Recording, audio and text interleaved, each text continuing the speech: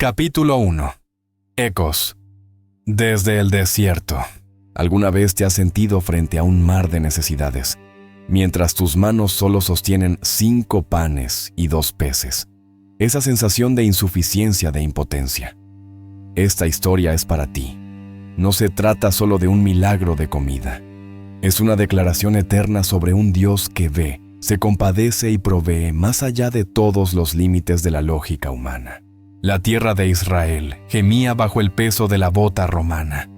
El aire mismo estaba cargado de una tensión eléctrica, una espera febril por un Mesías libertador. En cada esquina, en cada sinagoga, la gente susurraba sobre profecías y liberación. Pero el Mesías que esperaban buscaba una revolución del alma, no un derrocamiento político. En este caldero de agitación, el ministerio de Jesús de Nazaret había estallado como un fuego en la estepa seca. Su fama no se limitaba a los salones sagrados de Jerusalén. Se había convertido en un eco persistente en los lugares desolados. Él no era un rabino convencional. Su ministerio era radicalmente compasivo. Enseñaba con una autoridad que desconcertaba a los escribas y sanaba con un toque que desafiaba las leyes de la naturaleza y la religión. Y ahora, ese ministerio lo había llevado más allá de los confines cómodos de las ciudades, a los lugares olvidados. El desierto. Un lugar de simbolismo profundo para el pueblo judío. Era el lugar de la prueba donde Moisés había recibido la ley y donde la nación de Israel había vagado durante 40 años dependiendo enteramente de Dios.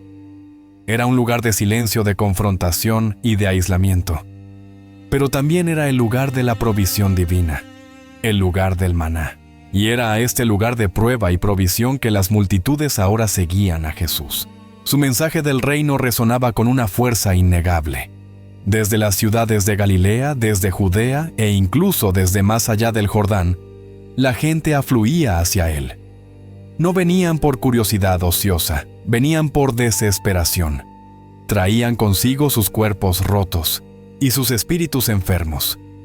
Mateo nos dice que recorría Jesús toda Galilea enseñando en las sinagogas de ellos y predicando el evangelio del reino y sanando toda enfermedad y toda dolencia en el pueblo. La atracción era magnética. Él ofrecía algo que los líderes religiosos de su tiempo, con sus reglas áridas y su piedad performativa, no podían satisfacer. Hablaba de un padre que amaba incondicionalmente, de un reino donde los últimos serían los primeros, y de un descanso para los que estaban trabajados y cargados. Para un pueblo espiritualmente hambriento, sus palabras eran agua viva. Las multitudes que lo seguían eran un microcosmos de la humanidad. No eran un grupo homogéneo, eran un mar de rostros diversos. Había judíos devotos que veían en él al profeta prometido y había gentiles, atraídos por el poder crudo de sus sanidades y la sabiduría de sus enseñanzas. Había ricos que llegaban en sus carros intrigados por este hombre que no podía ser comprado, y había pobres, los marginados, los leprosos, los ciegos que no tenían nada que perder y todo que ganar. Había escépticos enviados por los fariseos para encontrar fallas en su teología, caminando junto a creyentes fervorosos que dejarían todo por seguirlo. Esta mezcla volátil de esperanza, necesidad y sospecha creaba una energía palpable. Dejaban la seguridad relativa de sus hogares, la comodidad de sus camas y la certeza de su próxima comida para seguirlo a un lugar desierto. El desierto se convirtió en su catedral. El sol abrasador era su única cobertura y las rocas áridas sus únicos asientos. Sin embargo, seguían viniendo. Escuchaban durante horas absortos mientras él desvelaba los misterios del reino de los cielos, usando las colinas y los pájaros como sus ayudas visuales. Pero este movimiento masivo no pasó desapercibido. El ministerio de Jesús había alcanzado un punto álgido de atención pública. Cada sanidad era reportada, cada sermón analizado. Los amigos veían en él la esperanza de Israel, pero los enemigos veían una amenaza existencial. Los líderes religiosos en Jerusalén temían su influencia sobre el pueblo, y las autoridades romanas fruncían el ceño ante cualquier reunión masiva que pudiera oler a sedición. cada palabra que pronunciaba, cada milagro que realizaba, estaba siendo observado, sopesado y juzgado. La presión aumentaba y el escenario estaba listo para una revelación que sacudiría los cimientos de su comprensión de quién era él realmente. Capítulo 2. La muerte del precursor. En medio de esta creciente marea de fervor público, una sombra oscura se cernió sobre el ministerio de Jesús. La noticia llegó como un golpe sordo brutal. En su finalidad, Juan el Bautista estaba muerto. No había muerto pacíficamente. Había sido ejecutado decapitado por orden del tetrarca Herodes Antipas, un títere de Roma, como un favor macabro concedido en una fiesta de cumpleaños borracha. Los discípulos de Juan, hombres que habían dedicado sus vidas a seguir al austero profeta del desierto, llevaron la noticia. Mateo nos dice que vinieron sus discípulos y tomaron el cuerpo y lo enterraron, y fueron y dieron las nuevas a Jesús. Podemos imaginar la escena: hombres curtidos por el desierto, con los ojos enrojecidos por el llanto, acercándose a Jesús, sus voces quebradas mientras relataban el horror del banquete de Herodes, la danza de Salomé y la cabeza de su maestro servida en una bandeja. La reacción de Jesús fue profundamente humana. Este no era un concepto teológico abstracto de sufrimiento, era una pérdida personal y visceral. Juan no era solo un aliado en el ministerio, era su familia, su primo. Era el hombre que lo había bautizado, la voz que había clamado en el desierto para preparar su camino. Era la bisagra sobre la que giraba la antigua alianza hacia la nueva. Y ahora esa voz había sido silenciada por la violencia caprichosa y la cobardía moral de un rey débil. En el dolor de Jesús, vemos la colisión de lo divino y lo humano. Vio la tragedia del pecado humano, la aparente victoria de la oscuridad y la brutalidad sin sentido del poder terrenal. Sintió el peso de un mundo roto que había venido a salvar, un mundo que mataba a sus profetas. Este dolor no era una debilidad, era la evidencia de su amor. El silencio que siguió a la noticia debió ser pesado, lleno de un dolor que las palabras no podían tocar. El Evangelio de Mateo es notablemente conciso. Oyéndolo, Jesús se apartó de allí en una barca a un lugar desierto y apartado. Su primera reacción no fue un llamado a las armas, ni un discurso de ira, ni siquiera un milagro de retribución. Fue la necesidad humana de soledad. Necesitaba retirarse, necesitaba estar a solas con su Padre. Subió a una barca, quizás la misma que pertenecía a Pedro, y empujó desde la orilla. Las aguas del mar de Galilea ofrecían una vía de escape temporal. Su destino no era otra ciudad bulliciosa, sino un lugar desierto, el mismo tipo de paisaje árido que Juan había llamado su hogar. Buscaba un santuario de silencio, un espacio para llorar la pérdida de su amigo, para procesar la brutalidad de su muerte, y para buscar la fortaleza de su Padre, para la misión que aún tenía por delante. Mientras la barca se deslizaba sobre el agua, alejándose de las multitudes de Capernaum o Betsaida, Jesús buscaba un respiro del peso implacable de las necesidades humanas, aunque solo fuera por unas pocas horas. Necesitaba estar en comunión con aquel que entendía el plan divino, incluso cuando los hilos de ese plan parecían tan oscuros y trágicos. Pero el respiro que buscaba le sería negado. Su intento de encontrar la soledad estaba a punto de ser interrumpido de la manera más dramática posible. Las multitudes, al verlo partir, no se dispersaron. Su necesidad, su hambre espiritual era tan grande que no lo dejarían ir. Anticipando hacia dónde se dirigía una marea de humanidad, comenzó a moverse, y cuando la gente lo oyó, le siguió a pie desde las ciudades. Corrieron por la orilla del lago, un viaje arduo a pie, bordeando el agua, escalando las colinas áridas. Su determinación era un testimonio de su desesperación. No entendían su dolor personal, solo conocían su propio vacío. Y así, mientras Jesús buscaba la soledad en el agua, la necesidad humana corría por tierra para encontrarse con él en el otro lado. El escenario estaba listo para una colisión entre el dolor privado de Cristo y la necesidad pública abrumadora. Capítulo 3. La multitud sin pastor. La barca tocó la orilla con un suave crujido sobre la grava. Jesús, llevando el peso fresco de su duelo, levantó la vista. Había buscado la soledad un santuario en el desierto para estar a solas con su padre y llorar la muerte de Juan. Pero el silencio que anhelaba no estaba allí. Lo que vio fue un espectáculo asombroso. En la ladera que se elevaba desde la orilla, una vasta, impaciente y necesitada marea de humanidad lo esperaba. Eran miles. El Evangelio de Marcos nos dice que al verlo partir, muchos le conocieron y corrieron allá a pie de todas las ciudades, y llegaron antes que ellos. Habían corrido kilómetros bordeando el lago impulsados por una necesidad tan profunda que superaba su propio agotamiento físico. Se habían reunido allí en ese lugar desolado sin comida ni refugio, simplemente para estar cerca de él. Este fue un momento decisivo. La necesidad humana de Jesús de retirarse y llorar chocó frontalmente con la abrumadora e ineludible necesidad pública de la multitud. Podría haberse sentido invadido. Podría haber sentido frustración por esta intrusión en su dolor privado. Podría haberse dado la vuelta ordenando a sus discípulos que remaran hacia otra parte de la costa a un lugar verdaderamente aislado. Pero el Evangelio nos ofrece una de las ventanas más profundas al corazón de Cristo. Marcos 6:34 registra el momento. Y salió Jesús y vio una gran multitud y tuvo compasión de ellos. Esta palabra compasión del griego splachnizomai no es una lástima superficial, no es un sentimiento distante de pena, es un término visceral que significa ser movido desde lo más profundo de las entrañas. Fue una reacción física, un golpe de empatía tan poderoso que redefinió instantáneamente sus prioridades. Su propio dolor, su propio agotamiento fue eclipsado por un amor abrumador por ellos. ¿Y por qué sintió esto? El texto nos da el diagnóstico divino, porque eran como ovejas que no tenían pastor. Esta no era solo una metáfora poética, era una descripción devastadora de su condición espiritual. Jesús miró más allá del polvo, el sudor y el ruido de miles de voces.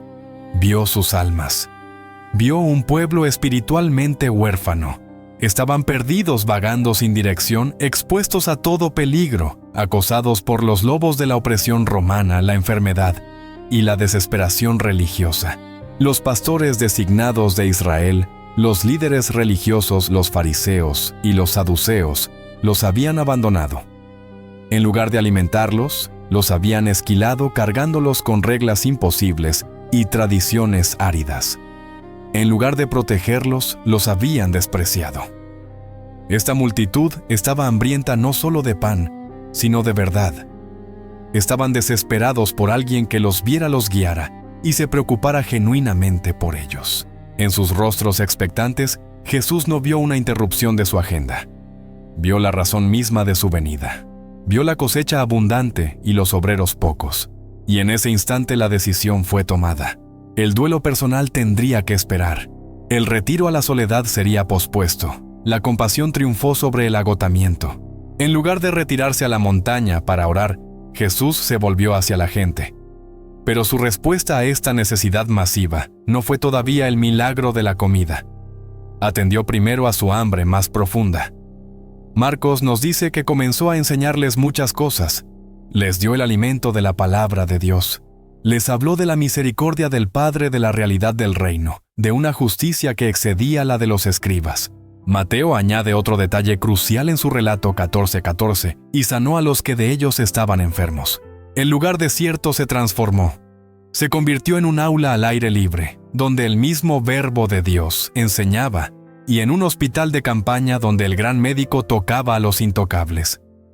Durante horas, mientras el sol Galileo cruzaba el cielo, Jesús derramó su ser en ellos. Posponiendo su propia necesidad, se entregó por completo a la de ellos, demostrando qué significa ser el buen pastor. Capítulo 4. Cuando cae la tarde, el día que había comenzado con dolor y búsqueda de soledad, se había transformado en un intenso ministerio de enseñanza y sanidad. Horas habían pasado como minutos.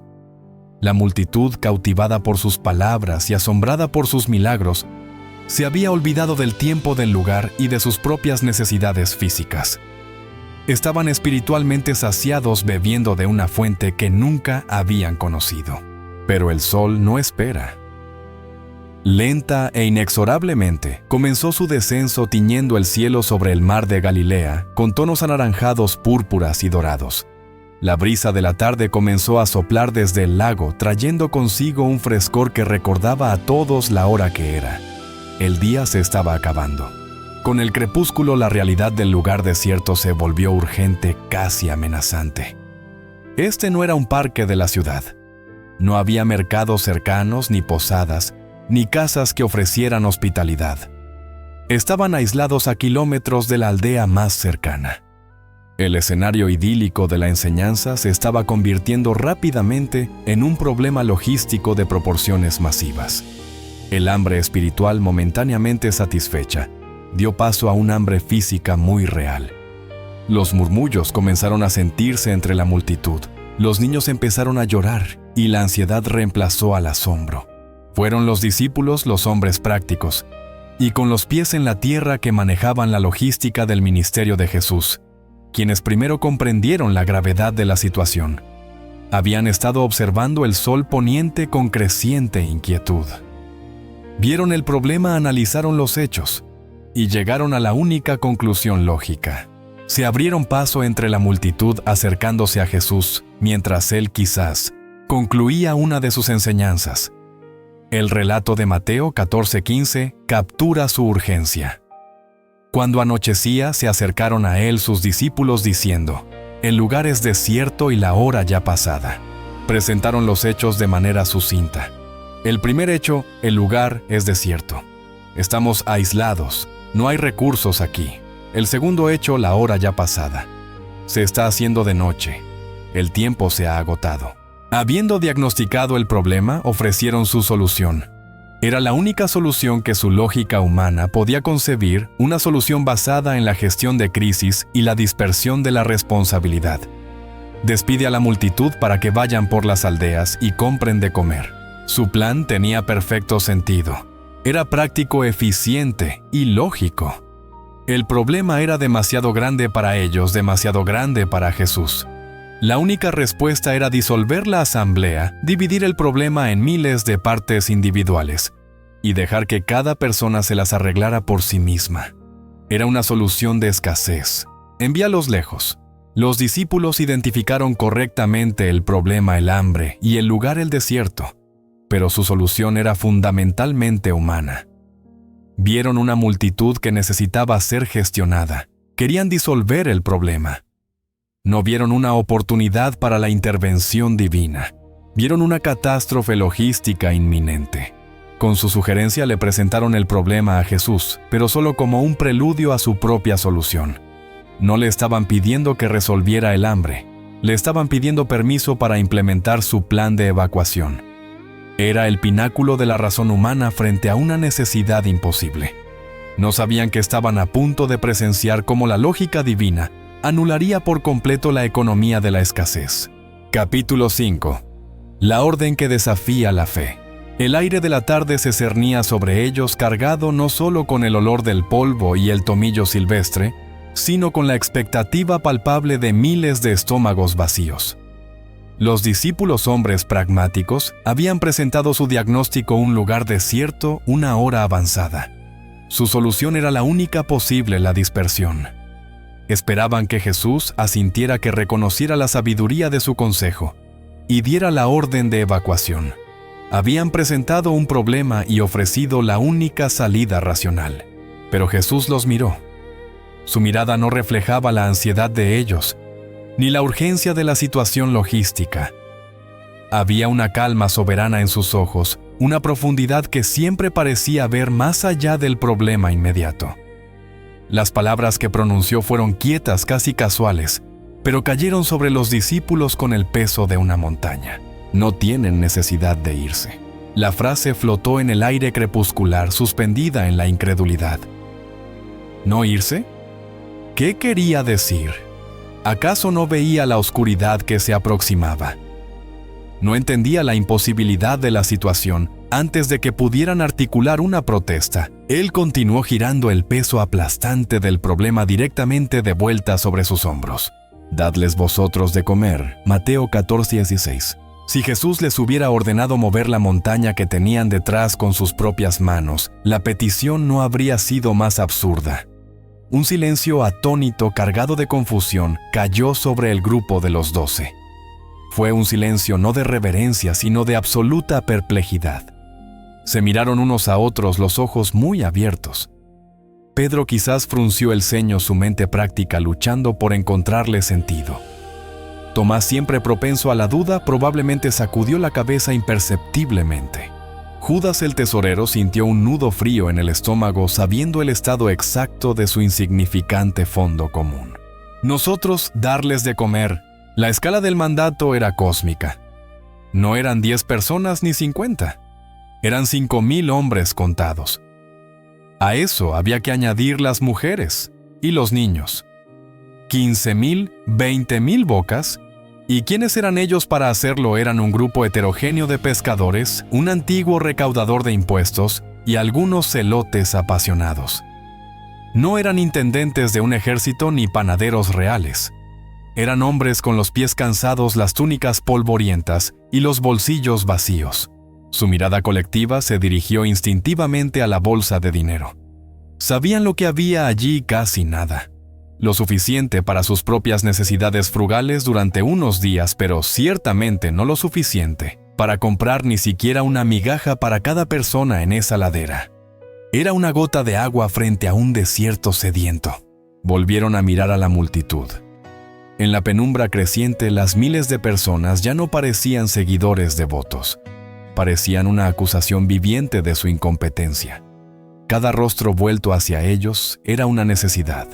Un hambre que ellos no tenían poder para satisfacer.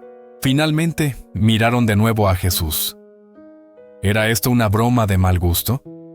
Estaba hablando en otra de sus parábolas difíciles de entender. Era una especie de prueba retórica diseñada para humillarlos, pero su rostro era completamente serio. No había rastro de ironía, solo la autoridad tranquila de una orden directa que no dejaba lugar a la negociación. En ese instante, la crisis cambió de naturaleza. El eje del problema se desplazó. Ya no se trataba del hambre de la multitud. Eso era simplemente el escenario, el lienzo sobre el que se pintaría algo más grande. El verdadero problema, el verdadero punto de inflexión, estaba ahora plantado firmemente a los pies de los discípulos. Jesús no les estaba pidiendo su opinión. No les estaba pidiendo su plan estratégico. No les estaba pidiendo que formaran un comité para evaluar la situación. Les estaba dando una orden directa que era, según todas las leyes de la física, la economía y la lógica humana, completamente imposible de cumplir. Él había tomado su solución racional: despídelos, y la había hecho añicos con una contraorden divina. Había tomado su evaluación precisa de la situación: escasez total, y la había ignorado como si fuera irrelevante. Con una sola frase: dadles vosotros de comer, había expuesto su total, absoluta y humillante impotencia. La pregunta en el aire ya no era ¿qué haremos con esta gente? La pregunta mucho más aterradora era ahora: ¿qué haremos con este maestro que nos pide lo imposible? El problema ya no era logístico, se había convertido en una prueba fundamental de fe. El foco ya no estaba en la multitud, estaba en la obediencia de ellos. Capítulo 6. La prueba de Felipe y Andrés. La orden imposible. Dadles vosotros de comer, todavía resonaba en el aire, habiendo sumido a los discípulos en un pánico lógico. Jesús, conociendo perfectamente sus pensamientos y sabiendo exactamente lo que iba a hacer, decidió usar este momento no para la magia, sino para la enseñanza. Este no era un problema para él, era una lección para ellos. El Evangelio de Juan, que a menudo proporciona una visión más profunda de los pensamientos internos de Jesús, nos dice que él volvió su atención hacia uno de ellos. En particular, Felipe. La elección no fue casual. Felipe era de Betsaida, una ciudad cercana en la orilla norte del lago. Si alguien en el grupo sabía dónde había un mercado donde se podía comprar pan en esa región, era Felipe. Él era el hombre práctico, el que pensaba en logística, el que tenía los pies en la tierra. Jesús lo miró fijamente. Juan señala que Jesús le hizo la pregunta no para obtener información, sino para probarle, porque él sabía lo que había de hacer. Era una prueba diseñada para llevar la lógica humana hasta su punto de ruptura. Jesús preguntó: ¿de dónde compraremos pan para que coman estos? Juan 6:5. Felipe fue atrapado instantáneamente en la trampa de la matemática. Su mente práctica y eficiente comenzó a calcular frenéticamente. Miró a la vasta multitud, miles y miles de personas sentadas en la hierba que cubría la ladera. Y luego, presumiblemente, miró la bolsa de dinero que sostenía Judas el tesorero. Hizo los números en su cabeza, y el resultado fue peor que desalentador. Era una burla. Respondió casi sin aliento, su voz llena de la frustración de alguien a quien se le pide lo imposible. 200 denarios de pan no bastarían para que cada uno de ellos tomase un poco. Juan 6:7. 200 denarios. Era el salario de un jornalero común durante 8 meses. Era una suma de dinero que ellos, un grupo de predicadores itinerantes, que vivían de donaciones, ni siquiera soñaban con poseer. Y aunque la tuvieran, Felipe calculó que solo alcanzaría para que cada persona recibiera un poco, una migaja, un bocado simbólico, no una comida que pudiera saciar el hambre. La respuesta de Felipe fue el veredicto final de la economía mundial.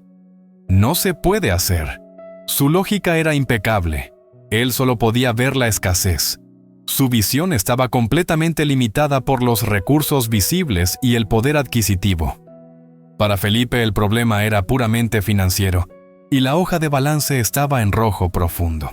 Mientras Felipe se desesperaba con los números, otro discípulo, Andrés, reaccionó de manera diferente. Andrés, el hermano de Simón Pedro, tenía un historial de encontrar personas y traerlas a Jesús. Fue él quien primero encontró a Pedro. Fue él quien más tarde encontraría a los griegos que querían ver a Jesús en Jerusalén. Andrés no era un calculador como Felipe, era un conector, un buscador. En lugar de calcular el costo imposible, Andrés se movió entre la multitud. Escudriñó los rostros buscando, aunque no supiera exactamente qué. Quizás buscaban a alguien que se hubiera preparado, alguien con provisiones extra. Y entonces lo encontró. En medio de esa vasta multitud, su mirada se posó en un niño.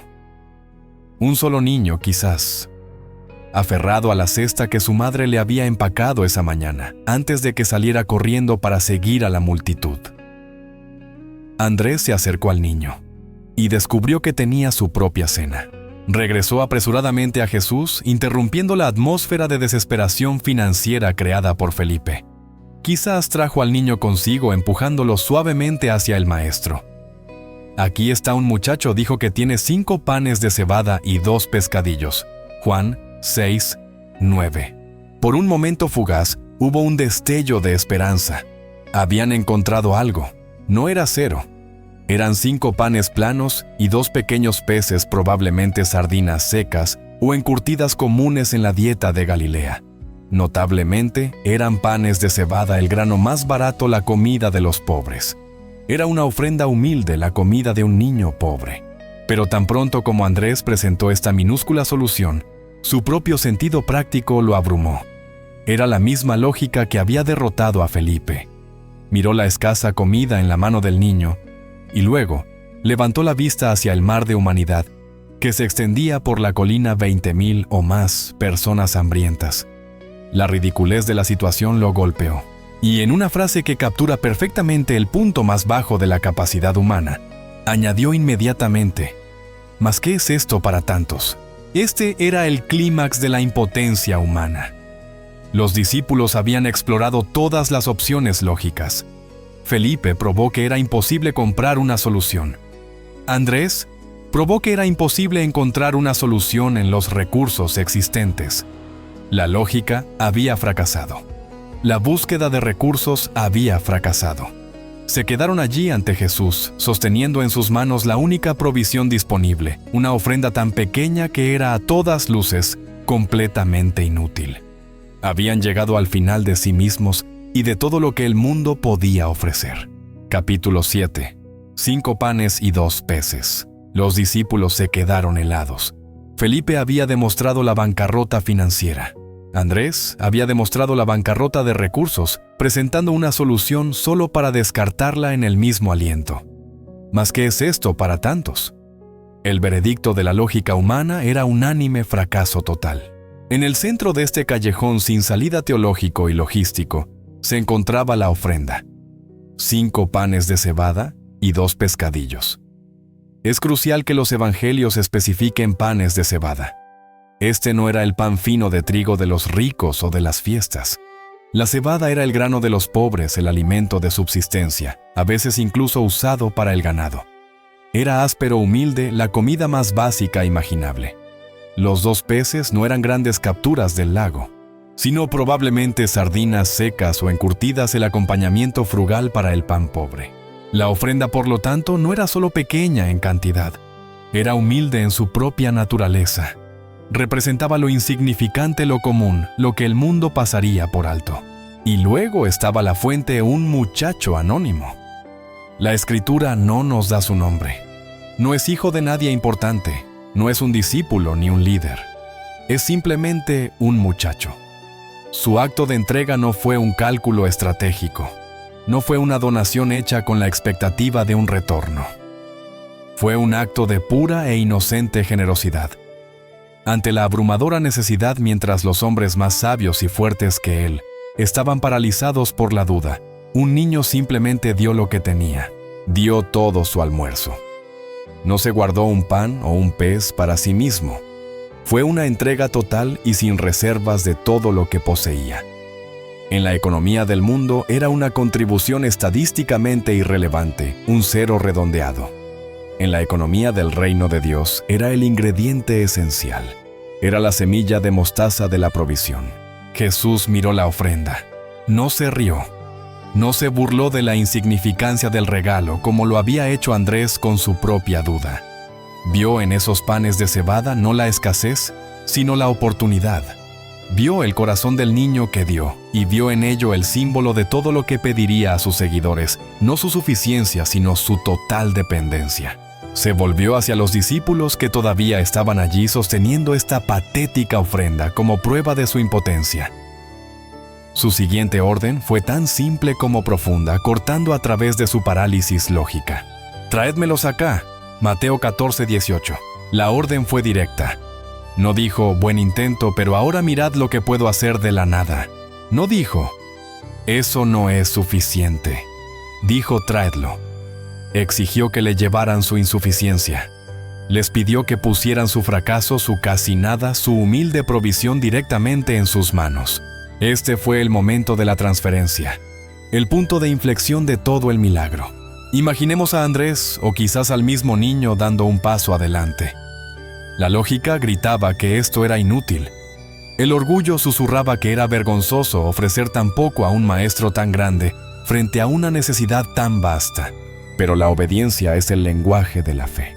El momento en que esas 5 hogazas ásperas y esos 2 pececillos secos pasaron de las manos humanas a las manos divinas de Jesús, todo cambió. Fue el acto de rendición. Los discípulos dejaron de intentar resolver el problema con sus propios recursos, comprando, buscando, y en cambio, entregaron sus recursos limitados a aquel que no tiene límites. Ya no eran responsables de alimentar a la multitud. Su única responsabilidad era obedecer, tomar lo que tenían, por poco que fuera, y dárselo a Él. Habían traído su escasez al Señor de la abundancia. Habían entregado su todo, aunque ese todo fuera apenas nada. Y ahora esperaban.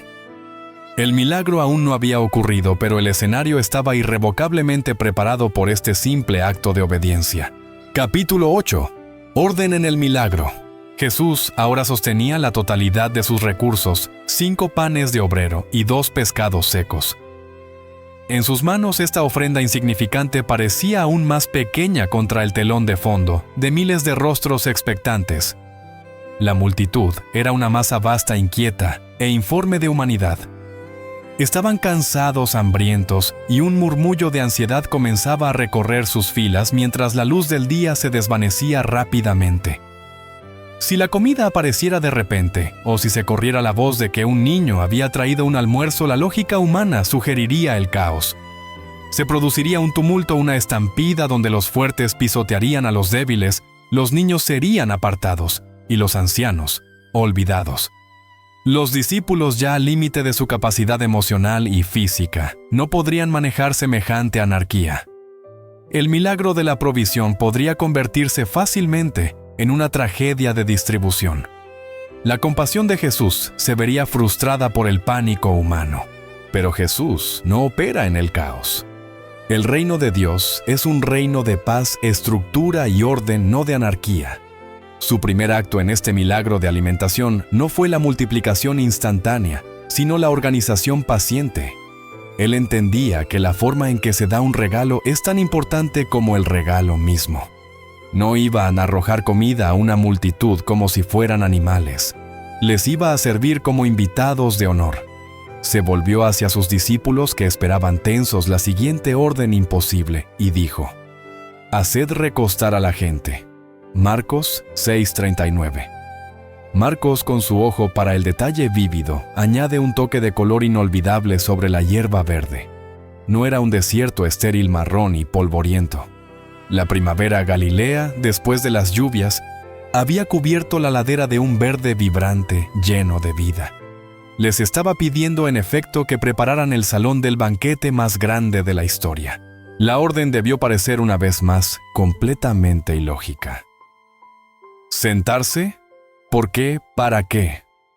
Aún no había comida visible. El hambre de la gente era una realidad inmediata. Pedirles que se sentaran era como pedir a un hombre sediento en el desierto que primero preparara su taza antes de que apareciera el agua. Era un acto que requería una fe que ni siquiera los discípulos poseían plenamente. Sin embargo, habiendo llegado al final de su propia lógica con Felipe y Andrés, ahora solo les quedaba el camino de la obediencia ciega. Se separaron moviéndose entre la vasta multitud, sus voces transmitiendo la autoridad tranquila de su maestro. Sentaos. El maestro dice que os sentéis, en grupos. Imaginemos la escena. 12 hombres tratando de organizar a 20,000 personas hambrientas. Debió ser un desafío logístico monumental por sí solo. La gente protestaría. Sentarnos. ¿Por qué? Necesitamos comida, no descansar. Pero los discípulos insistieron, canalizando la paz de Cristo. Y lentamente el caos comenzó a tomar forma. El Evangelio de Marcos nos dice que lo hicieron por grupos, en griego simposia, una palabra que evoca la imagen de grupos de comensales reclinados en un banquete formal. Esto no era un comedor de beneficencia, era una fiesta. Luego, Marcos nos da una precisión militar, y se recostaron por grupos de 100 en 100 y de 50 en 50. Marcos 6:40. Esta imagen era profundamente evocadora y resonante para cualquier judío presente. No era una multitud desordenada, era el pueblo de Dios, siendo organizado exactamente como Moisés, por consejo de su suegro. Jetro había organizado al pueblo de Israel en el desierto, en grupos de miles, cientos, 50 y 10, Éxodo 18, 21, 25.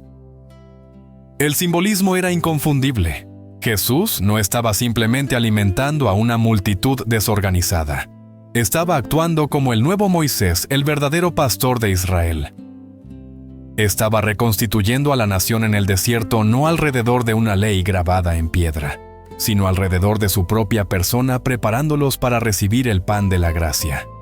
Esta organización transformó a la multitud de un problema a una comunidad. Los convirtió de extraños compitiendo por recursos escasos a una familia lista para compartir una comida abundante. La estructura de cientos y 50 aseguró que la distribución fuera ordenada, justa y personal. El efecto visual de esta transformación debió ser asombroso. La masa caótica de colores tierra beige y marrón, agitada por la ansiedad, se transformó en un mosaico ordenado. Marcos usa una segunda palabra griega maravillosa y poética, prasiai, que literalmente significa parcelas de jardín o eras de huerto. Los grupos, sentados en sus túnicas de diferentes colores azules, rojos, blancos, sobre la hierba intensamente verde de la primavera, parecían parterres de flores vivos y ordenados en el jardín de Dios. La anarquía se había convertido en anticipación. El pánico se había disuelto en una paz expectante. Imaginen la perspectiva de la gente. ¿Por qué se sentaron? Estaban agotados sin duda después de correr kilómetros y pasar todo el día escuchando. Pero también había algo en la autoridad serena de Jesús, transmitida a través de la obediencia de los discípulos, que inspiraba una confianza inexplicable. No veían hornos, no olían pan horneándose, no había caravanas de suministros llegando por la colina. Sin embargo, obedecieron. Se reclinaron sobre la hierba verde en sus grupos designados. Obedecieron una orden que no tenía ningún sentido logístico inmediato. En esencia, se sentaron a la mesa del banquete antes de que se sirviera el primer plato, confiando únicamente en la palabra del anfitrión.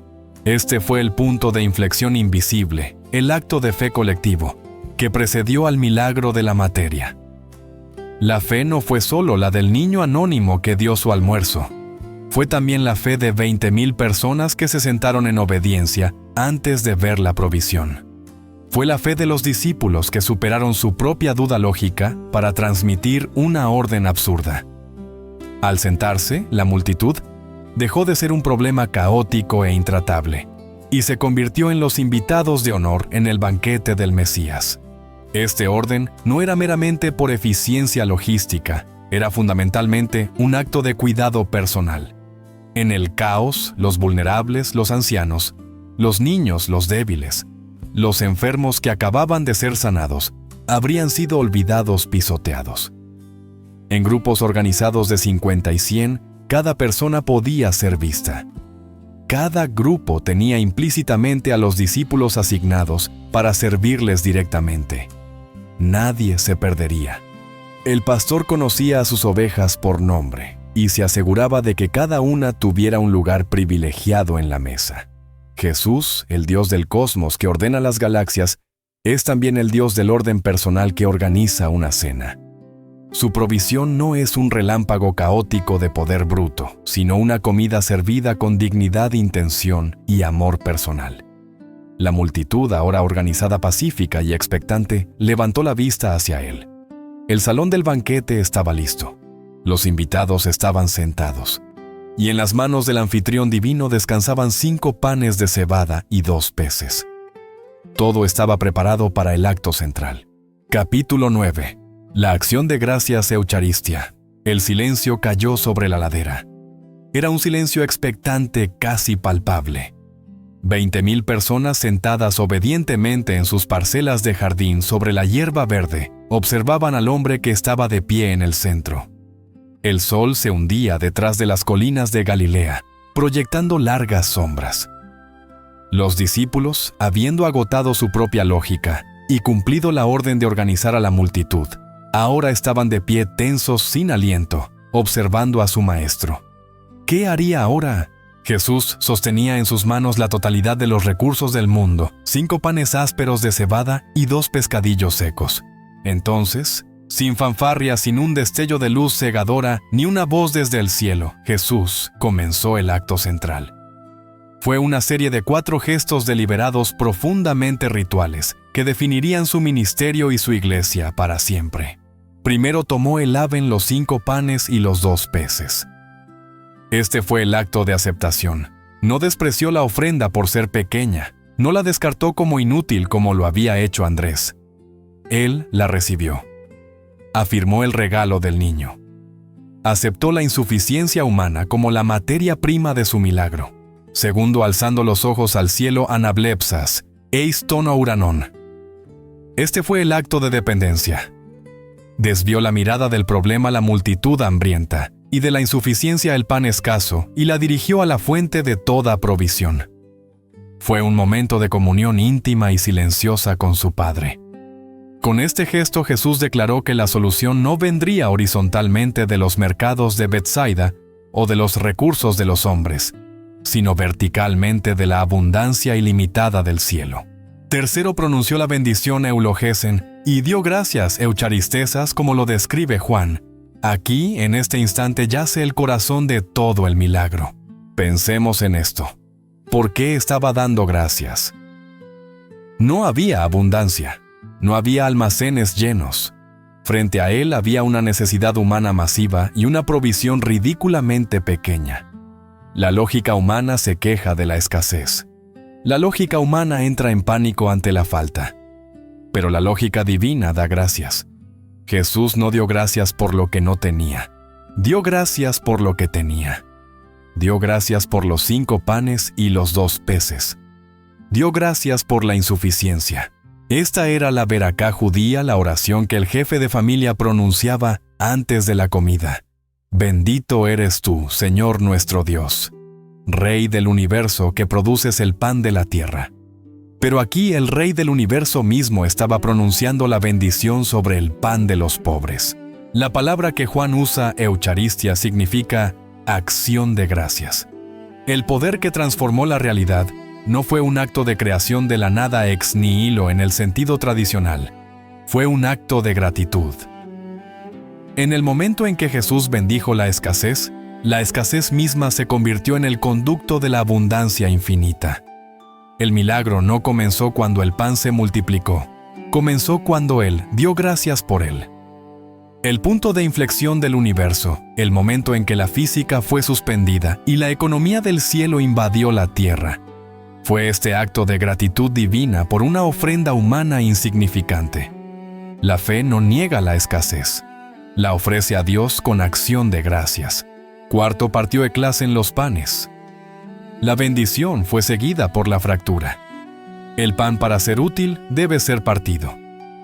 Mientras permaneciera entero en sus manos, no podría alimentar a nadie más que a él. Tenía que ser roto para ser distribuido. Este acto estaba cargado de un simbolismo profético. Este pan roto era una prefiguración de su propio cuerpo que sería roto en la cruz. Y luego, habiendo partido el pan, comenzó a darlo a sus discípulos. Estos 4 verbos, tomó, bendijo, dio gracias, partió y dio, no fueron accidentales. Para la iglesia primitiva que leería estos evangelios, estas 4 acciones resonarían con un poder atronador. Eran exacta y precisamente los mismos 4 verbos que Jesús usaría meses después, en un aposento alto en Jerusalén, en la noche en que fue traicionado. Esa noche, Mateo nos dice, 26:26, Jesús tomó el pan, y habiendo dado gracias, bendecido, lo partió, y lo dio a sus discípulos, diciendo, tomad, comed, esto es mi cuerpo. El milagro en el desierto no fue solo una comida campestre masiva. Fue una profecía sacramental. Fue la revelación de que el maná del desierto de Moisés era solo una sombra. El milagro de los panes de cebada era una señal que apuntaba a una verdad mucho más profunda, que Jesús mismo es el pan de vida. El milagro no estaba en última instancia en el pan que se multiplicaba. El verdadero milagro era el panadero mismo ofreciéndose como alimento. La alimentación de los 5,000 fue la primera Eucaristía, un sermón viviente, que demostraba que Él había venido a tomar nuestra insuficiencia, bendecirla, romperla, y dárnosla de nuevo como la abundancia misma de Dios. Capítulo 10. La distribución incesante. El milagro concebido en la compasión, probado por la lógica humana y nacido en la acción de gracias, entró ahora en su fase final, la distribución. Jesús, habiendo tomado, bendecido y partido los panes, los dio a sus discípulos, y los discípulos a la multitud. Mateo 14:19. Este detalle es crucial. Jesús no usó su poder divino para hacer llover pan del cielo como el maná de Moisés. No teletransportó la comida a las manos de cada persona. Eligió deliberadamente usar intermediarios humanos. Puso el milagro en manos de los mismos hombres que momentos antes habían declarado que la tarea era imposible. Imaginemos la experiencia de los discípulos. Pedro, Felipe, Andrés, Juan. Cada uno se acerca al Maestro. Jesús pone en sus manos un trozo de pan de cebada partido y un poco de pescado. El discípulo toma el trozo, quizás todavía sacudiendo la cabeza con duda, y se vuelve hacia el primer grupo de 50 personas que le ha sido asignado. Camina hacia ellos, la ansiedad seguramente atenazando su corazón. ¿Qué se supone que debe hacer? Darle este pequeño trozo al primer hombre y dejar a los otros 49 mirando. Pero obedece. Parte el trozo que tiene en la mano y se lo da a la primera persona, y entonces ocurre lo inexplicable. El pan que queda en su mano no es más pequeño. Parte otro trozo, y el pan original sigue intacto. parte otro y otro y otro. El milagro no parece haber ocurrido de una sola vez en las manos de Jesús. El milagro estaba ocurriendo de forma continua, repetida en las manos de los discípulos mientras daban. El pan no se agotaba. Cuanto más daban, más tenían para dar. La física de la escasez fue reemplazada por la física divina de la gracia multiplicadora. Pensemos en el viaje psicológico de ese discípulo. Su caminata hacia el grupo de 50 debió comenzar con pavor y vergüenza, sosteniendo una ofrenda lamentable. Pero al llegar a la 10ª persona, el pavor se convirtió en asombro. Al llegar a la 30ª, el asombro se convirtió en un gozo extasiado. Al llegar a la 50ª persona, su fe, que había sido probada y encontrada deficiente, renació en un fuego de experiencia directa. Ya no creían que Jesús podía hacerlo. Ahora sabían que lo estaba haciendo a través de ellos. Se convirtieron en los conductos de la gracia, los camareros del banquete de Dios. Sus propias manos, las manos callosas de pescadores, se convirtieron en el punto de contacto entre la abundancia divina y la necesidad humana. Ya no eran gerentes de crisis tratando de dispersar un problema. Eran agentes de la provisión distribuyendo una solución imposible. Y la distribución continuó. Los discípulos volvían corriendo a Jesús con las manos vacías y los ojos desorbitados por el asombro, y Él simplemente les daba más. El pan seguía partiéndose, los peces seguían apareciendo, y la comida fluía. Luego los evangelios registran la conclusión de la fiesta con una frase de una belleza profunda: y comieron todos, y se saciaron. Mateo 14:20. Este es el detalle que aniquila la lógica de Felipe. Felipe el calculador había declarado que 200 denarios no serían suficientes para que cada uno de ellos tomase un poco. Su visión limitada por la escasez solo podía aspirar a una distribución simbólica, a una migaja para cada uno, un gesto mínimo para aplacar el hambre. Pero Dios no opera en mínimos. El reino de los cielos no trafica con un poco. La naturaleza del amor de Dios no es la suficiencia, es la extravagancia. Su provisión no es un goteo, es un diluvio. No comieron un poco, no recibieron una ración de supervivencia. Se saciaron. Comieron hasta estar llenos. Comieron hasta que el hambre que había atenazado sus estómagos durante horas desapareció por completo, reemplazada por la calidez y la satisfacción de una comida completa.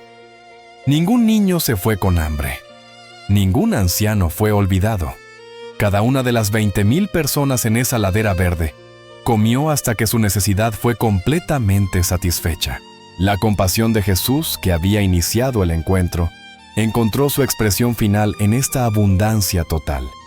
Él no solo vio su hambre, la satisfizo por completo. La provisión del desierto fue un testimonio rotundo de la naturaleza de su fuente.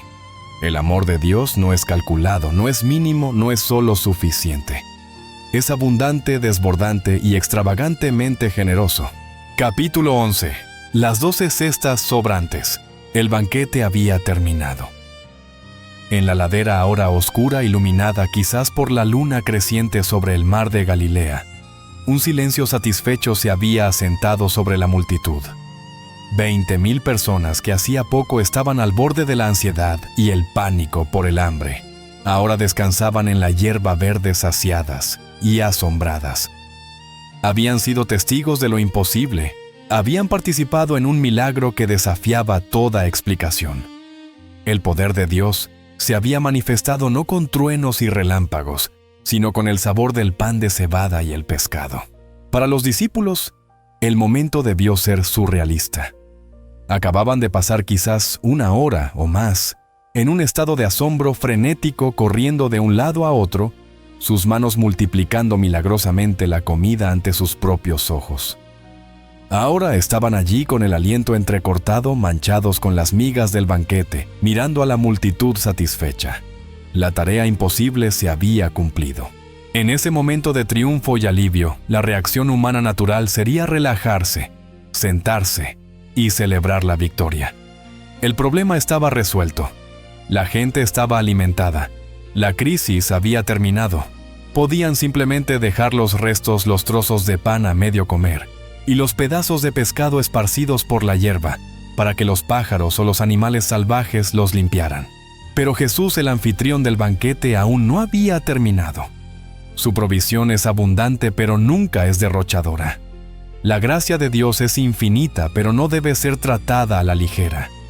Se volvió hacia sus discípulos, que sin duda estaban agotados, y les dio una orden más. El Evangelio de Juan capta sus palabras precisas. Recoged los pedazos que sobraron para que no se pierda nada. Juan 6:12. Esta orden revela un aspecto profundo del carácter de Dios. El mismo que puede crear abundancia de la nada, es también el que se preocupa porque no se pierda nada. La gracia extravagante no es excusa para el desperdicio. Cada miga de la provisión divina es sagrada, comprada no por dinero, sino por la gracia, y debe ser tratada con mayordomía y respeto. No era una sugerencia, era un mandato. Así que los 12 discípulos, en lugar de sentarse a descansar, tomaron las cestas que habían traído consigo, probablemente las cófinos, un tipo de cesta de mimbre pequeña común entre los viajeros judíos para llevar su comida y asegurarse de que se mantuviera kosher. Volvieron a caminar entre los grupos de 100 y 50, pero esta vez su tarea era diferente. No estaban distribuyendo con fe, estaban recogiendo la evidencia. Mientras pasaban entre la gente satisfecha, comenzaron a recoger los fragmentos, los trozos que habían quedado. Y entonces ocurrió el segundo milagro de la abundancia. No solo había sido suficiente, no solo todos se habían saciado, había más de lo que necesitaban, mucho más. Cuando terminaron su tarea y se reunieron de nuevo frente a Jesús, cada uno de los 12 hombres sostenía una cesta, y cada cesta estaba completamente llena. Y recogieron y llenaron 12 cestas de pedazos de los 5 panes de cebada, que sobraron a los que habían comido. Juan 6:13. El número 12 no era una coincidencia. Era uno de los símbolos más potentes en todo el pensamiento judío. Había 12 discípulos, por supuesto, pero mucho más importante, había 12 tribus de Israel. El simbolismo era inconfundible y poderoso. El milagro no era solo para la multitud presente en esa ladera. El mensaje era que la provisión de este nuevo Moisés, este Mesías, era suficiente para toda la nación de Israel.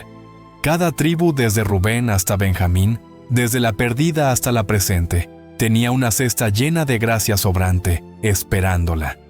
Dios no solo había alimentado a la multitud, había declarado que su gracia era más que suficiente para redimir a toda su nación elegida. Para los discípulos, esta fue la lección final e inolvidable.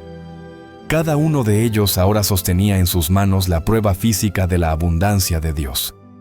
Sus dudas, Felipe Andrés, habían sido reemplazadas por el peso tangible de la gracia. Antes, habían mirado sus bolsillos vacíos y su lógica rota. Ahora miraban una cesta rebosante que probaba que el modelo económico de Dios es fundamentalmente diferente al del mundo.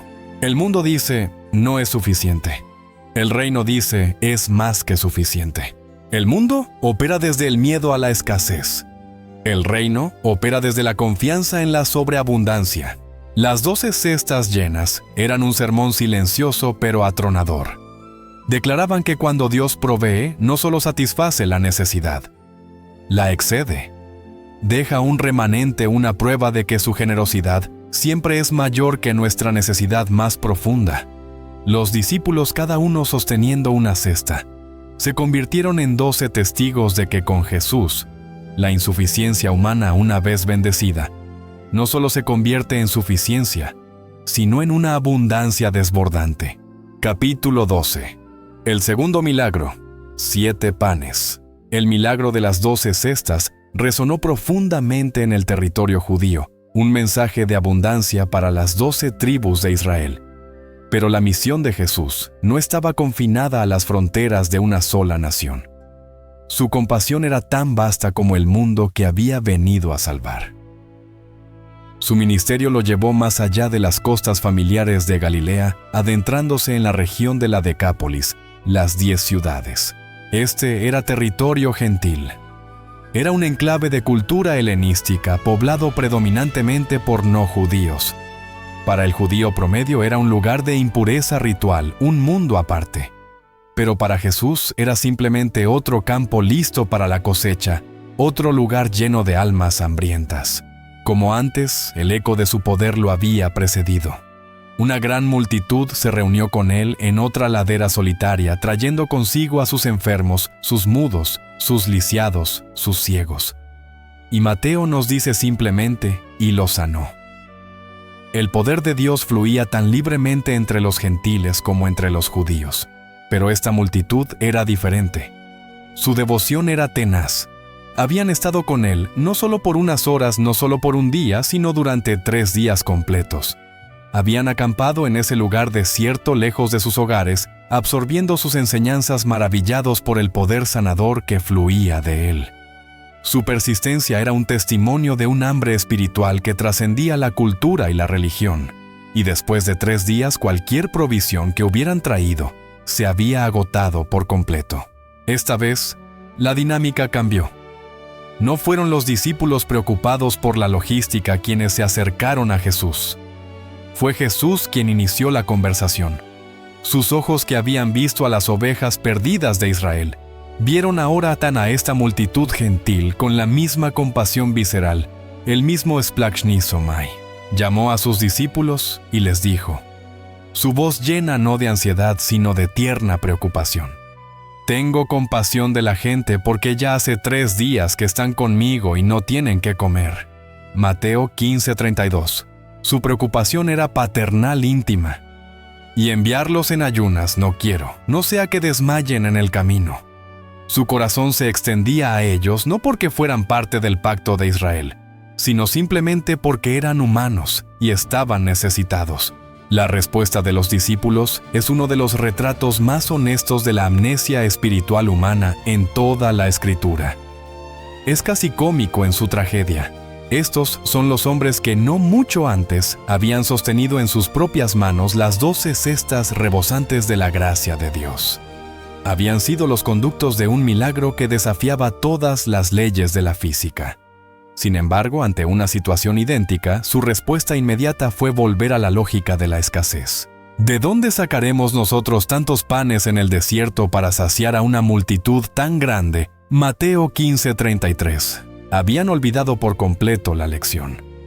Miraron el desierto, miraron a la multitud, y sus mentes cayeron instantáneamente en la trampa de sus propios recursos limitados. Para ellos, el milagro anterior fue un evento aislado, no una revelación permanente de quién era Jesús. Jesús, con una paciencia divina, no los reprendió por su falta de fe. Simplemente los trajo de vuelta al presente, al proceso. ¿Cuántos panes tenéis? No fue una búsqueda ansiosa. No fue una auditoría. Fue la misma pregunta que había iniciado el primer milagro. Y la respuesta fue diferente pero paralela. 7 respondieron y unos pocos pececillos. El número había cambiado. No 5 panes y 2 peces. Ahora eran 7 panes. El número 7 en el simbolismo judío es el número de la perfección de la totalidad de la creación de Dios. Es el número de lo completo. El patrón sagrado se repitió. Mandó a la multitud recostarse sobre la tierra. Tomó los 7 panes y los peces. Dio gracias eucharistesas. Los partió. Y los dio a los discípulos y los discípulos a la multitud. Y una vez más la provisión fluyó. Y una vez más comieron todos y se saciaron. Pero el simbolismo final selló el significado de este evento. Jesús les ordenó recoger lo que sobraba. Esta vez el resultado fue diferente. No recogieron 12 cofinos, las pequeñas cestas de mano judías. Recogieron 7 espiridas llenas, Mateo 15:37. Una espiris plural. Espiridas no era una cesta pequeña. Era una canasta de carga, una cesta de mimbre grande y robusta, el tipo de canasta lo suficientemente grande como para bajar a un hombre de un muro, como le sucedería al apóstol Pablo años después en Damasco. El mensaje era inconfundible y universal. El primer milagro con sus 12 cestas cofinos fue un mensaje claro para las 12 tribus de Israel. El Mesías está aquí, y hay provisión abundante para toda la nación. Este segundo milagro, realizado en tierra de gentiles, comenzando con 7 panes, el número de la totalidad divina, y resultando en 7 grandes canastas de carga, el mismo número de totalidad, fue una declaración que hizo añicos las barreras raciales y religiosas. La gracia de Dios no estaba limitada. El pan de vida no era solo para los judíos. Había una provisión completa, perfecta y abundante para todo el mundo, para todas las naciones. El amor de Jesús es verdaderamente incondicional. Capítulo 13. La reacción equivocada de la multitud. El milagro en la ladera verde había concluido. El eco de las 12 cestas llenas, la evidencia tangible de la abundancia de Dios para Israel, reverberaba en el aire ahora fresco de la tarde. La multitud, con el estómago lleno y el cuerpo descansado, ya no sentía el aguijón del hambre física. En su lugar, un nuevo tipo de fervor, una excitación eléctrica comenzó a extenderse como un reguero de pólvora. El asombro por la provisión dio paso rápidamente a un cálculo político febril. Habían sido testigos de un poder que anulaba por completo la lógica del imperio. Roma, su opresor, gobernaba mediante la espada y la logística, controlando el grano y los impuestos. Este hombre, Jesús de Nazaret, podía crear grano de la nada. En sus mentes, entrenadas por siglos de profecía y espera, la conexión fue instantánea y poderosa. Sus antepasados habían estado en el desierto con Moisés, y Moisés les había dado maná, pan del cielo. Pero ese maná solo había sido suficiente para un día, y sus padres habían muerto en el desierto. Este hombre, este Jesús, no solo había dado pan en el desierto, sino que lo había hecho con una abundancia tan extravagante que sobraron 12 cestas llenas. La conclusión era ineludible. Aquellos hombres entonces, viendo la señal que Jesús había hecho, dijeron: «Este verdaderamente es el profeta que había de venir al mundo». Juan 6:14. Vieron en él al nuevo Moisés, al profeta prometido en el Deuteronomio. Pero su comprensión, arraigada profundamente en su necesidad física y su desesperada opresión política, no se detuvo en el título de profeta. Si él era el nuevo Moisés, entonces debía ser también el nuevo Josué, el nuevo rey David. Si podía alimentar ejércitos de la nada, ¿qué no podría hacer? Su hambre de pan se transformó instantáneamente en hambre de poder. Vieron en él la solución definitiva a todos sus problemas terrenales. Este era el rey del pan, el líder mesiánico que podía sostener una rebelión contra Roma indefinidamente. No necesitarían líneas de suministro. Él era la línea de suministro. Él podía vencer al César no solo con poder espiritual, sino con una economía milagrosa que haría que los graneros de Egipto parecieran insignificantes. Un murmullo se convirtió en un consenso. El fervor se convirtió en un plan de acción. El Evangelio de Juan describe el momento escalofriante, pero entendiendo Jesús que iban a venir para apoderarse de él y hacerle rey. Juan 6:15. Esto no fue una oferta respetuosa. No fue una delegación de ancianos que vino a pedirle humildemente que aceptara una corona. La palabra griega utilizada es harpasein. Significa arrebatar, tomar por la fuerza, secuestrar. Fue un intento de golpe de estado popular. Querían coronarlo por aclamación, forzarlo a adoptar su propia agenda mesiánica, le gustara o no. Querían un rey que marchara sobre Jerusalén. Aquí yace la tragedia y la profunda ironía del momento. Vieron el milagro más grande de provisión y lo redujeron a una herramienta política. Estaban obsesionados con sus estómagos llenos y su libertad de Roma. Vieron el acto, pero ignoraron por completo la identidad detrás de él. Vieron el pan físico que se enmohecería y perecería al día siguiente, pero no pudieron ver al panadero divino, al pan de vida que estaba frente a ellos. Querían usarlo para construir su propio reino terrenal, un reino definido por la comida y la fuerza militar. Anhelaban un rey que les diera lo que querían, pan y poder. Pero estaban a punto de rechazar al rey que les ofrecía lo que verdaderamente necesitaban: perdón y vida eterna. La señal diseñada para apuntar al cielo fue malinterpretada como una invitación a construir un trono en la tierra.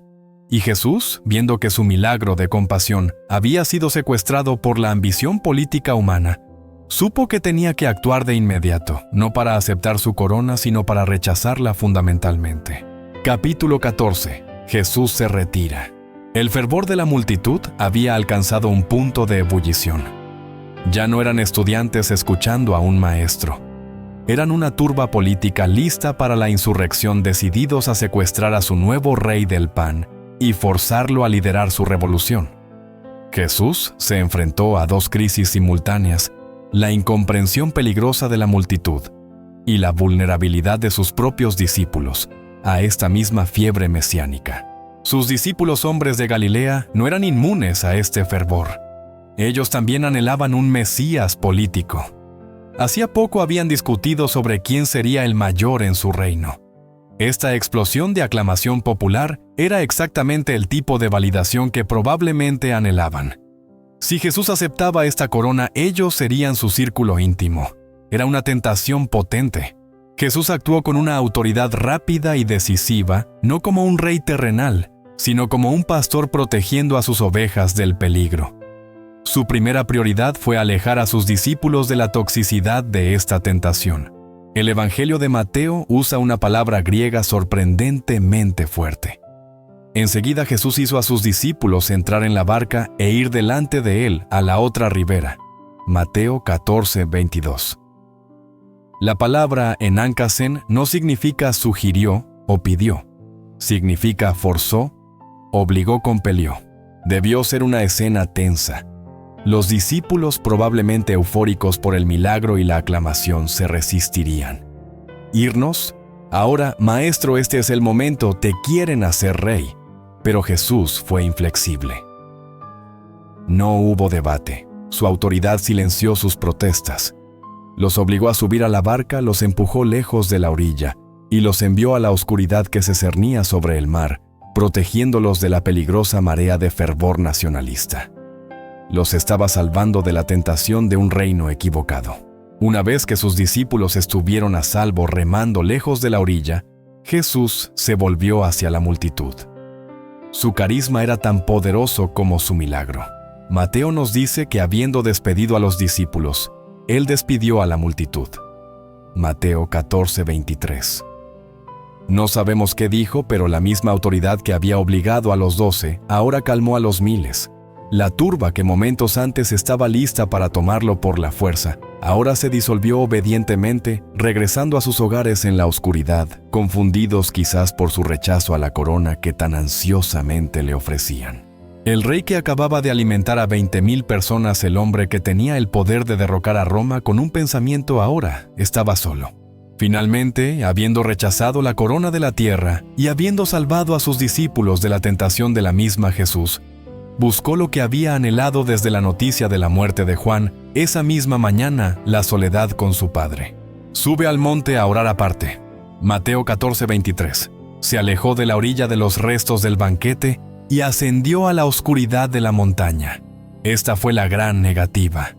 Dijo no a la definición mundial del poder. Rechazó la corona fácil del pan y la política para poder continuar su arduo camino hacia la corona difícil de las espinas, mientras la multitud regresaba a sus hogares soñando con un rey político. Y mientras sus discípulos luchaban contra una tormenta repentina en medio del lago, una tormenta en la que Él vendría a ellos, caminando sobre el caos del agua, demostrando su poder no sobre la política, sino sobre la creación misma, Jesús estaba solo.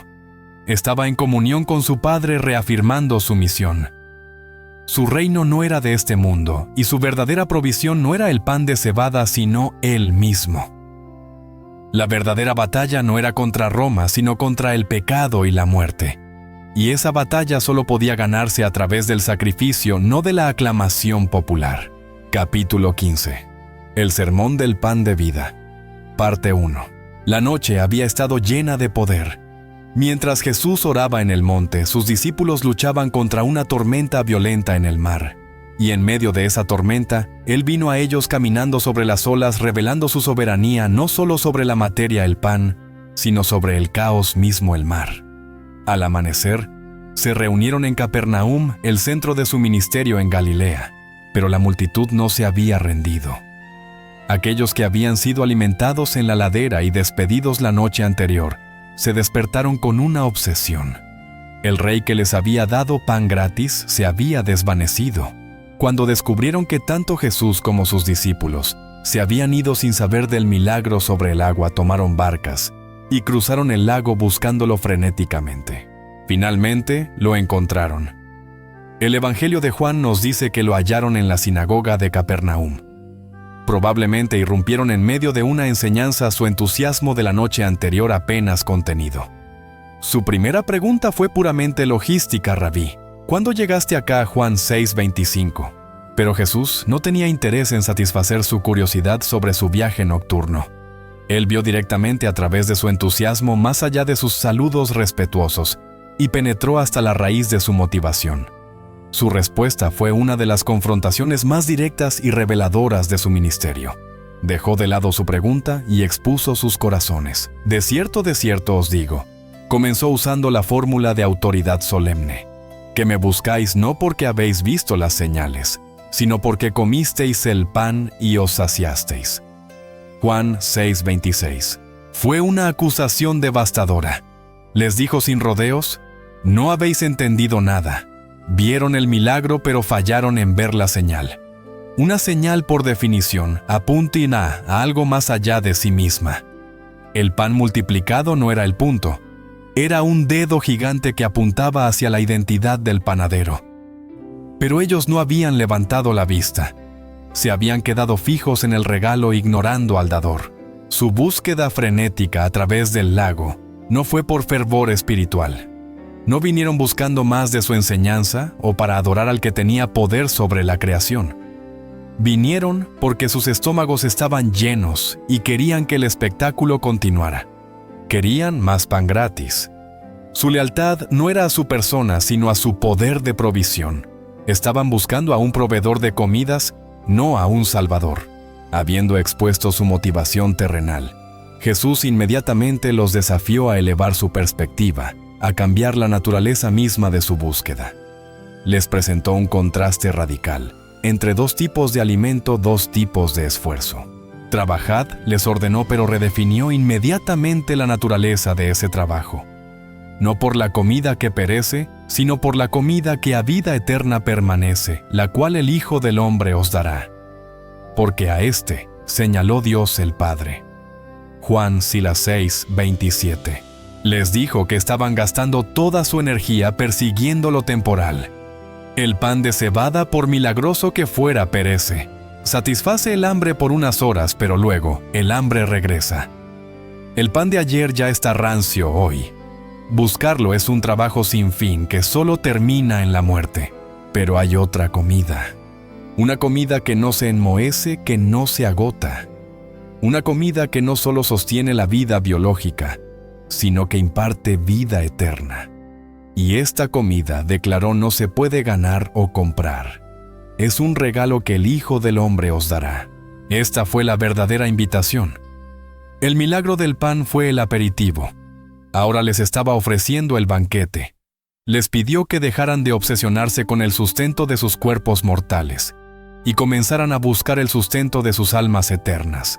Pero la multitud, con sus mentes todavía firmemente ancladas en lo terrenal, no pudo hacer el salto. Escucharon la palabra trabajad y la interpretaron de la única manera que sabían, a través del paradigma del esfuerzo humano y la recompensa religiosa. Si el pan de ayer fue el resultado de sentarse en la hierba, este nuevo pan eterno debe requerir un tipo diferente de hacer. Su respuesta reveló que todavía estaban completamente ciegos a la gracia.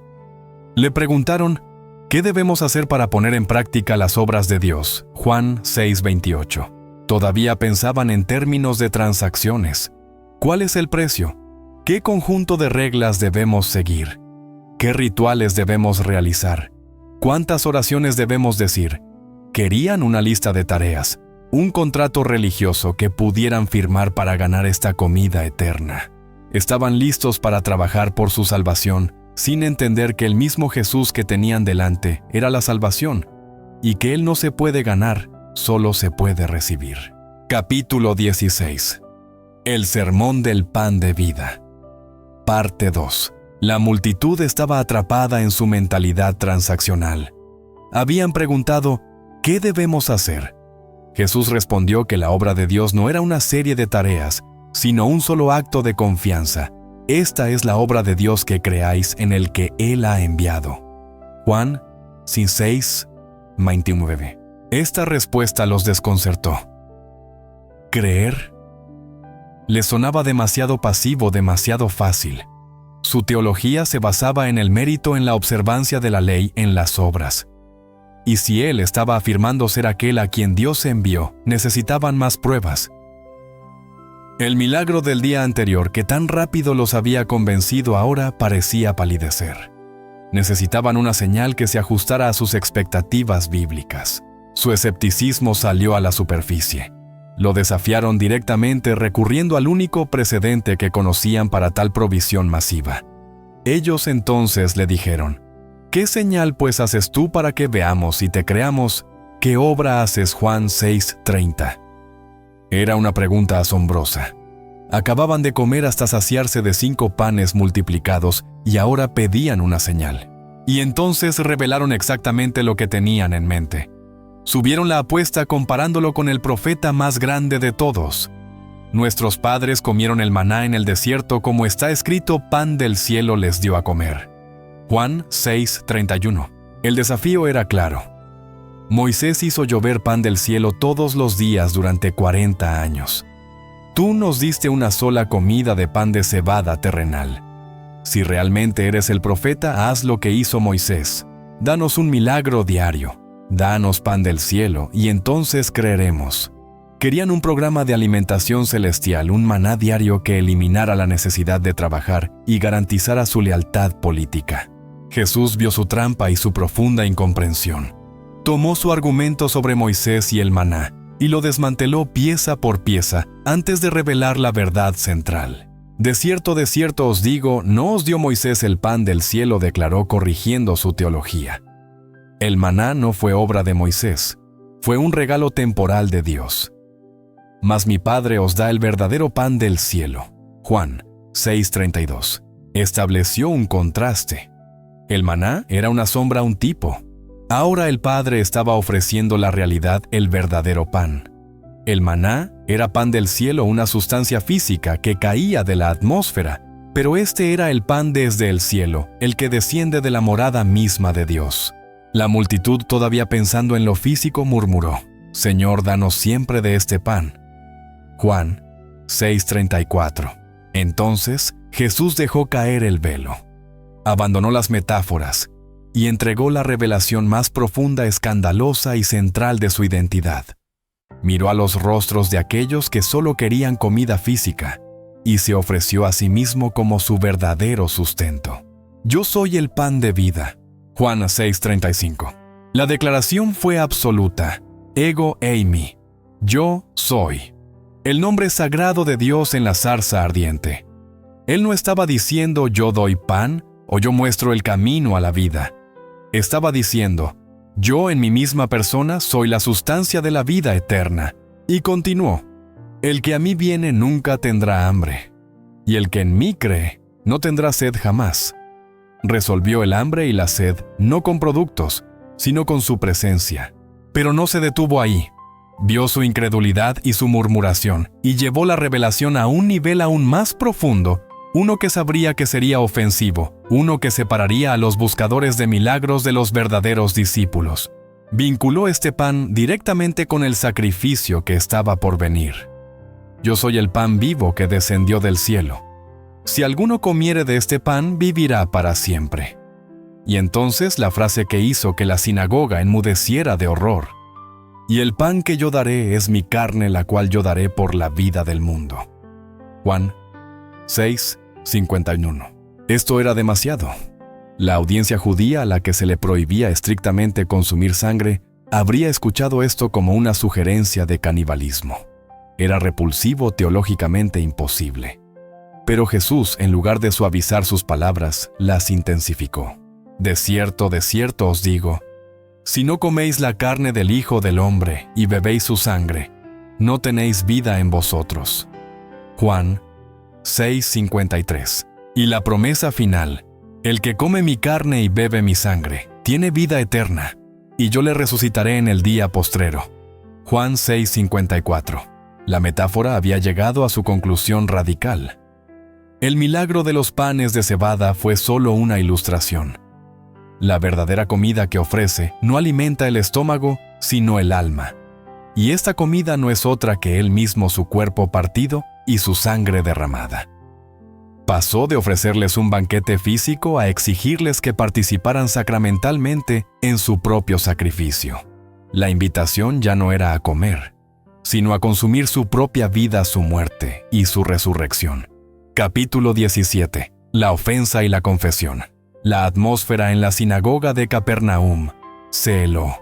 Las palabras de Jesús: «Si no coméis la carne del Hijo del Hombre y bebéis su sangre», colgaron en el aire pesadas, incomprensibles y profundamente ofensivas. La excitación de la multitud que buscaba pan se agrió instantáneamente, transformándose en repulsión y hostilidad. Esto iba mucho más allá de una parábola difícil de entender. Para un oído judío entrenado en la estricta prohibición de la ley mosaica contra el consumo de sangre, esto sonaba a canibalismo, a una blasfemia grotesca. Era repulsivo. El murmullo se extendió como un veneno por la sala. El Evangelio de Juan registra que la ofensa no provino solo de los escépticos de la multitud, sino de manera crucial de aquellos que hasta ese momento se habían llamado discípulos. «Dura es esta palabra», se decían unos a otros, sacudiendo la cabeza con incredulidad. ¿Quién la puede oír? Juan 6:60. El velo se había rasgado. Habían venido buscando un rey que les diera pan terrenal, un proveedor de beneficios físicos, un líder político que llenara sus estómagos y los liberara de Roma. En su lugar, encontraron a un maestro místico que les exigía un acto de fe que sonaba no solo difícil, sino espiritualmente imposible y ritualmente impuro.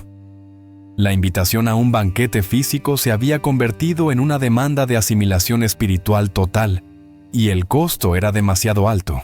Este fue el gran filtro. Fue el momento en que el entusiasmo masivo nacido del milagro se evaporó, revelando la superficialidad de su compromiso. Habían seguido a Jesús por las señales que veían y el pan que comían. Estaban felices de recibir sus dones, pero se negaron a aceptarlo a Él en sus propios términos radicales. Jesús, sabiendo que murmuraban, no se retractó. No suavizó la metáfora. No dijo «esperad», solo estaba hablando simbólicamente. En lugar de eso, presionó aún más, exponiendo su incredulidad. Para la mayoría, la línea había sido cruzada. El precio del verdadero discipulado, aceptar su sacrificio, su persona, su dura palabra, era demasiado alto. El evangelista Juan lo registra con una finalidad desgarradora y sucinta.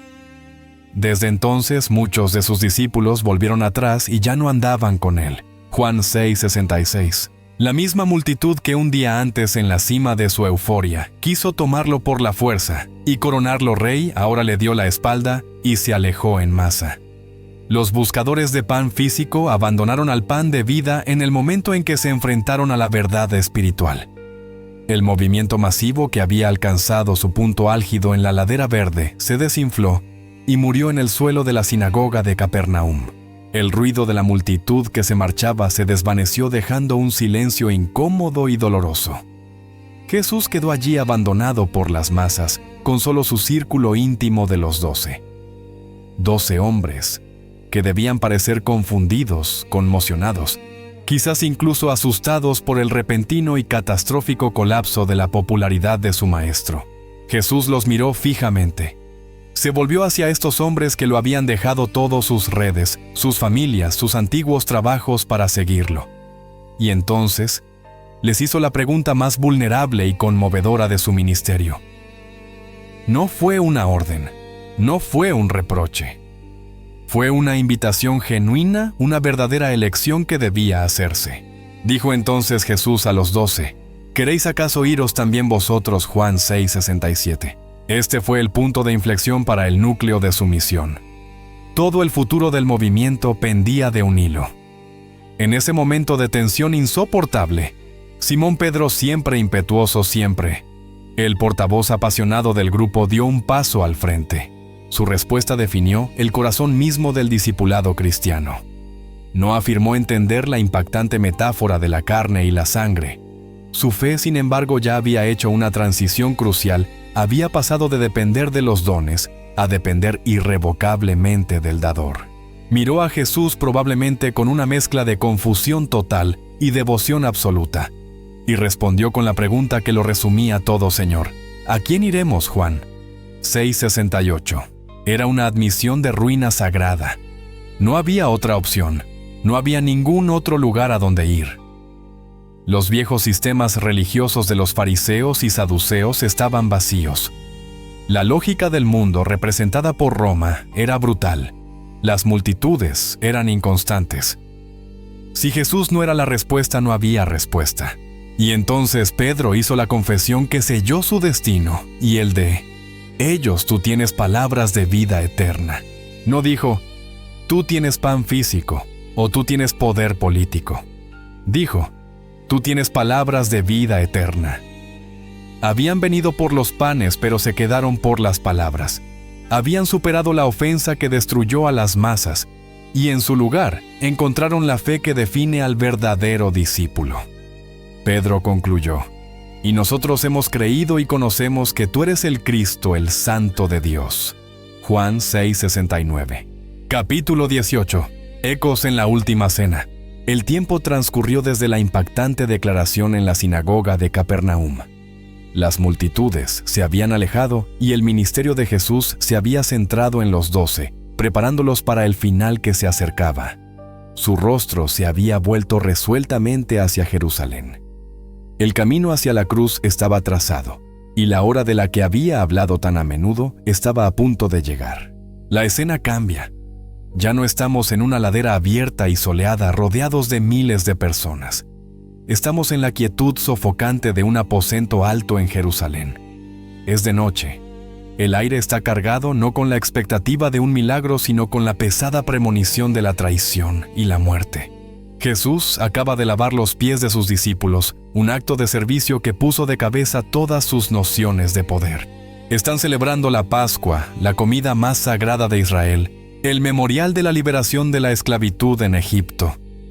Es en este momento solemne, la última noche de su vida terrenal, que Jesús toma el pan. Y entonces, en este contexto de finalidad y sacrificio, el círculo se cierra. El eco de aquella tarde en Galilea resuena en el aposento alto con una claridad asombrosa. Los discípulos que habían presenciado el milagro de la multiplicación estaban a punto de entender su verdadero significado. Mateo nos dice que mientras comían, Jesús tomó labón el pan, el primer verbo, el mismo acto de tomar lo ordinario. Luego pronunció la bendición eulogesas, el segundo verbo, la misma eucharistia, la misma acción de gracias al Padre. Después lo partió éclasen. El tercer verbo, el mismo acto de fractura necesario para la distribución. Y finalmente lo dio edidou a sus discípulos. El cuarto verbo, la misma acción de entregar la provisión. Tomó, bendijo, partió, dio. Los 4 verbos que definieron el milagro en el desierto se repiten nota por nota en la última cena. Jesús estaba conectando deliberadamente los 2 eventos, firmando su obra. Los discípulos, que habían sido los conductos asombrados de un milagro físico, ahora se convertían en los receptores íntimos de su cumplimiento espiritual. Pero esta vez Jesús añadió la explicación. Esta vez reveló el significado último de la señal. Al entregarles el pan partido, no dijo simplemente repartidlo a la multitud. Dijo, tomad, comed. Esto es mi cuerpo. Mateo 26:26. El pan de cebada en Galilea era una sombra. Este pan sin levadura era la realidad.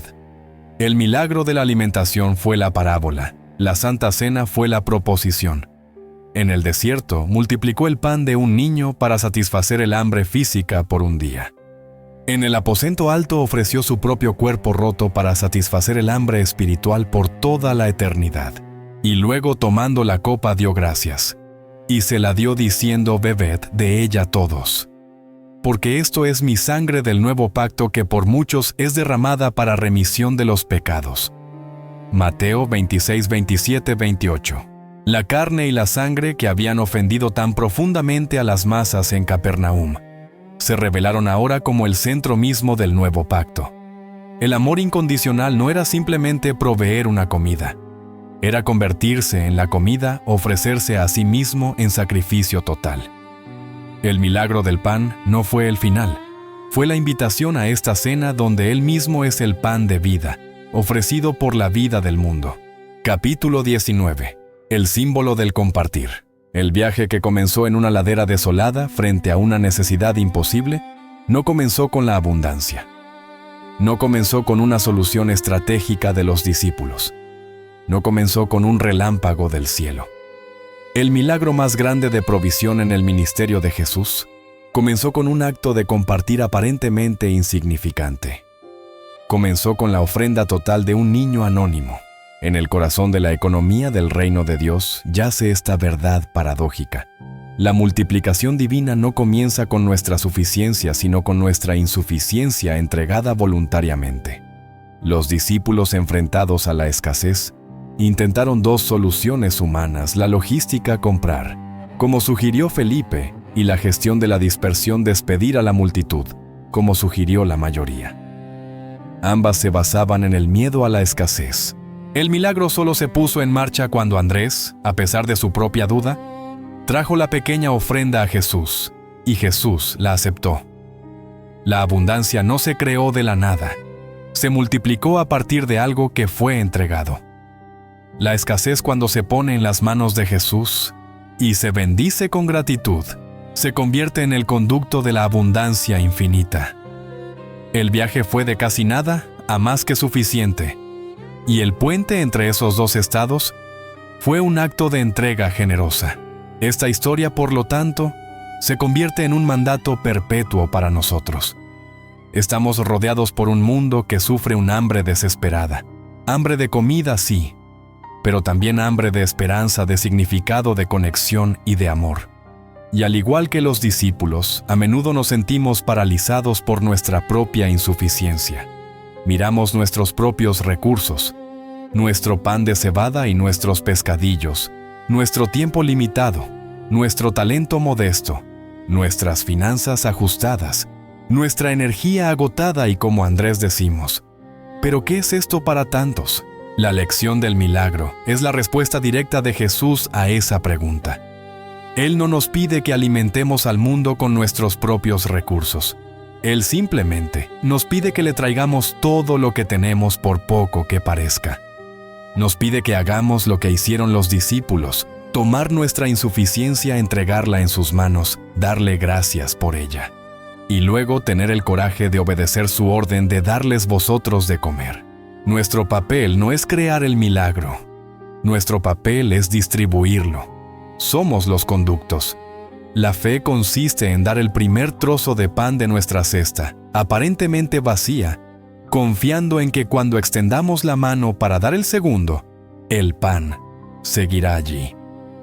El reino de Dios avanza no a través de grandes demostraciones de poder institucional, sino a través de innumerables actos de obediencia, tomando nuestra pequeña ofrenda bendecida y compartiéndola con aquellos que nos rodean. Y este mandato de compartir no conoce fronteras. Si el milagro de los 5,000 y las 12 cestas fue la promesa de Dios a Israel, el milagro de los 4,000 y las 7 grandes canastas de carga fue su declaración al mundo. Ocurrió en la Decápolis, en tierra de gentiles. Jesús demostró que su compasión no está limitada por la teología, la raza o la geografía. El pan de vida se ofrece gratuitamente a todos. El amor incondicional que simboliza el milagro nos obliga a derribar nuestras propias barreras. El llamado a compartir no es solo para aquellos dentro de nuestro círculo inmediato, nuestra tribu. La gracia que recibimos, simbolizada por las 7 canastas de carga, es abundante y está destinada a desbordarse hacia ellos, hacia el extraño, el forastero, el gentil. La verdadera esencia del milagro es que el amor de Dios es tan vasto que no solo nos incluye a nosotros, sino que redefine radicalmente quién está incluido en el banquete. Capítulo 20. El hambre eterna. Volvemos a la pregunta con la que comenzamos. ¿Alguna vez te has sentido frente a un mar de necesidades, sosteniendo solo 5 panes y 2 peces? Esta historia es tu respuesta. Pero hay una pregunta más profunda que esta narración nos obliga a hacer, una que resuena mucho después de que el eco del milagro se ha desvanecido.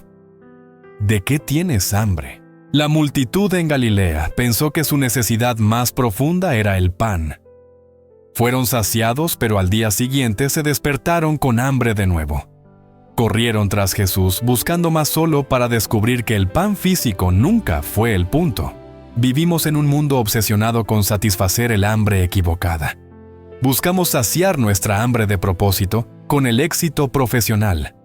Buscamos saciar nuestra hambre de aceptación con la aprobación en las redes sociales. Buscamos saciar nuestra hambre de paz con el entretenimiento, la riqueza o las relaciones. Y sin embargo, como la multitud en Capernaum, nos despertamos cada mañana sintiendo que algo falta. La lógica del mundo, al igual que la de los discípulos, nos dice: despídelos. Ve a las aldeas y compra por ti mismo. Nos dice que la satisfacción debe ganarse, comprarse, adquirirse a través de nuestro propio esfuerzo. Pero la invitación radical de Cristo invierte esa lógica. Él nos mira en medio de nuestro lugar desierto en la hora avanzada de nuestra necesidad y dice: no tienes necesidad de irte, ven a mí. Él no ofrece una solución temporal a nuestro vacío existencial. No ofrece un pan que perece. Él se ofrece a sí mismo. Para el alma que anhela significado, Él dice: yo soy el camino, la verdad y la vida. Para el corazón agobiado por la culpa, Él dice: yo soy la resurrección y la vida. El que cree en mí, aunque esté muerto, vivirá. Para el espíritu que se siente huérfano y perdido, Él dice: yo soy el buen pastor. Y para el hambre más profunda de tu ser, esa que ningún logro, ninguna posesión y ninguna relación humana puede satisfacer plenamente, Él declara por los siglos: yo soy el pan de vida. Jesús no es simplemente alguien que da lo que necesitas. Él es lo que necesitas. Él es la suficiencia total para el hambre más profunda de tu alma. Esta semana, ¿cuáles son tus 5 panes? Puede ser un momento de silencio en medio del caos. Puede ser una palabra amable a un extraño. Puede ser un acto de servicio que nadie ve. Puede ser el coraje de perdonar. Es esa cosa pequeña e insuficiente que temes que no marcará ninguna diferencia.